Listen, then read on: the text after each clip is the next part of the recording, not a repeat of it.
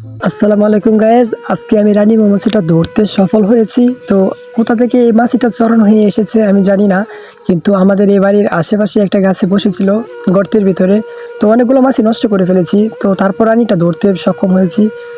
তো মাছি যেহেতু অল্প, আমাদের সমস্যা নেই, কারণ আমাদের তো আরও বক্স রয়েছে, সেখান থেকে ডিম লার্ভাওয়ালা চা কিনে এটার ভিতরে দিয়ে দিব। তো মাছিটা সকালেই বসেছিল, তো আজকে আমরা ধরতে পেরেছি।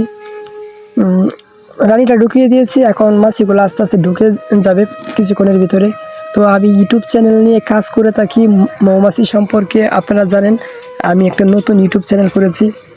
আপনারা সবাই আমার এই চ্যানেলটি সাবস্ক্রাইব করবেন এবং পাশে থাকবেন। তো আমি নতুন নতুন ভিডিও আনতে পারবো। তো আমার ভিডিওটি ভালো লাগলে লাইক দিবেন, শেয়ার করবেন। তো আমি মৌমাছি সম্পর্কে এই ভিডিও ছাড়বো এই ইউটিউব চ্যানেল।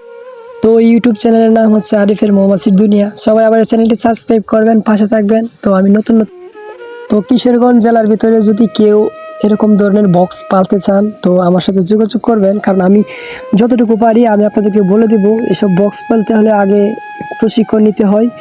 তো কি প্রশিক্ষণ, আপনারা ভিডিও দেখলে প্রশিক্ষণ বুঝতে পারবেন আসলে প্রশিক্ষণ কি। তো এগুলা পালতে হলে অনেক ধরনের অভিজ্ঞতা থাকতে হয়, সেই অভিজ্ঞতাটা আগে অর্জন করতে হবে, তারপর মৌমাছি চাষ করতে পারবেন। তার আগে আপনারা কিছুই পারবেন না। আসলে কোনো কিছু পেতে হলে একটু কষ্ট করতেই হবে। আপনারা যদি ভালো লাগে তো আমার ইউটিউব চ্যানেলটা সাবস্ক্রাইব করেন। আমি যেসব ধরনের ভিডিও চাইবেন ঠিক সেই সব ধরনের ভিডিও আপনাদের মধ্যে আপলোড করব। ধন্যবাদ, ভালো থাকেন সকলে, পাশে থাকেন।